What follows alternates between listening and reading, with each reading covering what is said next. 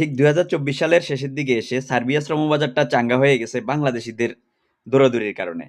দেখেন কয়টা পাসপোর্ট জমা নেওয়ার পরে কয়টা ভিসা হচ্ছে, এই জিনিসগুলো আপনারা আমলে নিবেন। হয়তো ২-৪ জন ফ্লাইট যাওয়ার পরে কেউ ২-৪ টা ফ্লাইট দেখিয়ে দিলে আপনারা উদ্বুদ্ধ প্রলুব্ধ হয়ে যাচ্ছেন। কিন্তু এখানে যারা ২-৪ টা ফ্লাইট দিচ্ছে তারা কয়শো মানুষকে পেন্ডিং এ রেখে ২-৪ টা ফ্লাইট দিচ্ছে এগুলা মাথায় নিবেন। এখনো অলরেডি সার্বিয়াতে হিউজ পরিমাণ আবেদন জমা পড়ে আছে এবং হিউজ পরিমাণ লোকের পারমিট আসতেছে, রিজেক্ট করতেছে, আবার রিঅ্যাপ্লাই করতেছে। এভাবেই কিন্তু যারা সার্বিয়াতে ৬ মাস ১ বছর সময় দিতে পারবেন তারা আবেদন করতে পারেন। কারণ সার্বিয়াতে এক চান্সে হয়ে গেলে আলহামদুলিল্লাহ গুড, না হইলে কিন্তু পরবর্তীতে আবার রিঅ্যাপ্লাই করা লাগতেছে, আবার সময় লাগতেছে। আর আমাদের বাংলাদেশিরা আসলে ছুটলে সব একদিকে ছুটেই কিন্তু ওই বাজারটাকে কিন্তু ধ্বংস করে দেন এবং ওই বাজারটাকে জাম সৃষ্টি করে দেন। তো এই জাম লাগিয়ে দেওয়ার কারণেই কিন্তু সমস্যাগুলো হচ্ছে। সেজন্য সার্বিয়াতে যারা যাবেন ভেবেচিন্তে ফাইল জমা দিবেন। সার্বিয়ার জন্য আপনার কাজ কম সময় হয়ে যেতে পারে অথবা দীর্ঘ জটিলতার কারণে জটলাও বেঁধে যেতে পারে। এটা মাথায় রেখে